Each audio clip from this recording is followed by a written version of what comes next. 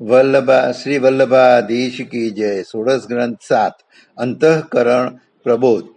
આ ગ્રંથમાં આત્મમંથન કરતો ગ્રંથ છે.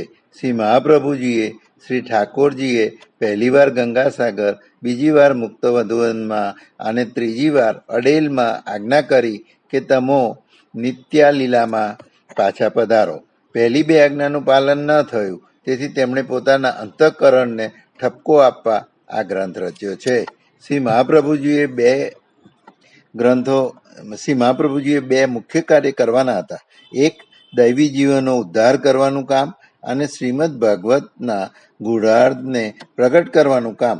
પ્રથમ કામ પૂર્ણ થયું, પરંતુ બીજું કામ અધૂરું હતું. તેથી પ્રથમ બે આજ્ઞાનું પાલન ન થઈ શક્યું. હવે ત્રીજી વાર આજ્ઞા થતા તે આજ્ઞાનું પાલન કરવા માટે આપશ્રીએ પુષ્ટિમાર્ગીય સંન્યાસ લઈ આસુર વ્યમોહ લીલા કરી. અંતઃકરણમાં મુખ્યત્વે 3 દોષો છે: 1 મલ, 2 વિક્ષેપ અને 3 આવરણ. અંતઃકરણમાં 4 તત્વો છે: 1 મન, 2 બુદ્ધિ, 3 ચિત્ત અને 4 અહંકાર.